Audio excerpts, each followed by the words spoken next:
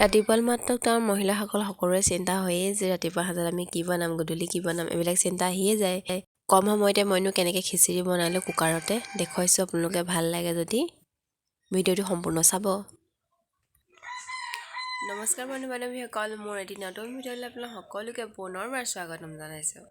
আজি ৰাতিপুৱা শুই উঠি মানে গাবিলাক একেবাৰে ভাল নহয় যিহেতু, সেইটো কাৰণে ভাবিলোঁ অকণমান চিম্পুলকৈ কিবা এটা খাওঁ আমি।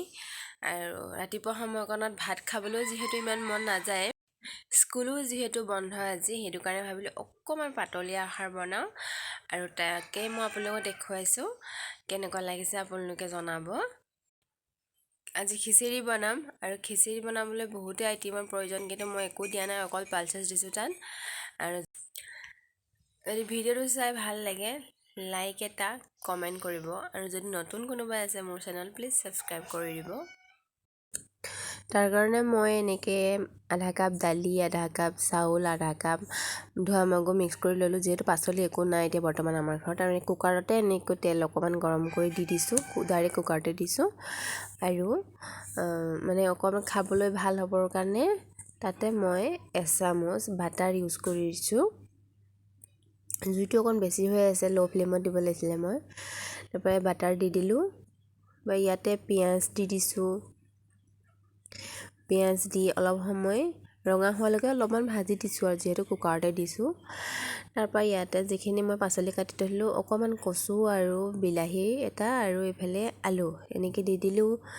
দি ইয়াতে অকণমান ভাজি ল'ম, নিমখ হালধি মেইন কালাৰত যেতিয়া অকণমান সিজিব কম পৰিমাণৰ, সিজাৰ পিছত মই এই চাউলখিনি যিখিনি থৈ দিছিলোঁ আৰু ধোৱা মগু আৰু দাইলৰ যিখিনি মিশ্ৰণ সেয়া দি দিছোঁ।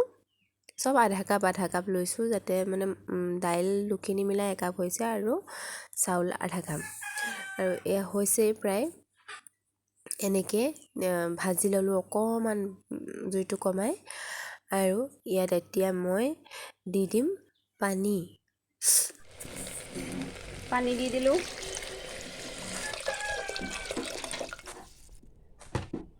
বৰ পাতলীয়া আহাৰ, সেইটো কাৰণে বেছি একো নিদিওঁ, আৰু ইয়াৰ লগতে এটা ডিম দি দিওঁ। ফ্লেভাৰটো ভাল আহিবৰ কাৰণে ইয়াত অকণমান মই ঘিউ দি দিছোঁ।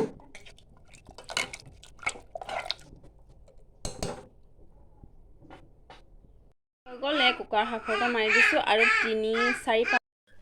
প্ৰায় 3টামান হুইছেল মৰাৰ পিছত এয়া হৈ গ'ল আমাৰ খিচিৰি ৰেডি। পাচলি হ'ব লাগিছিলে বেছি ভাল হ'লে খাবলৈ তেতিয়া। আমাৰ ঘৰত যিহেতু সকলোৱে খিচিৰিৰ লগত এনেকৈ খাই ভাল পায়, সেইটো কাৰণে অকণমান আলু পিটিকাৰো যোগাৰ কৰি দিলোঁ কেঁচা তেল দি কিনি। আৰু এনেকৈ আজি ৰাতিপুৱাৰ যিকণ পাতলীয়া আহাৰ আমি খালোঁ। আৰু কেনেকুৱা লাগিলে আপোনালোকে জনাবচোন। আজিলৈ আহিছোঁ, আৰু লগ পাই আছোঁ এটি নতুন ভিডিঅ'।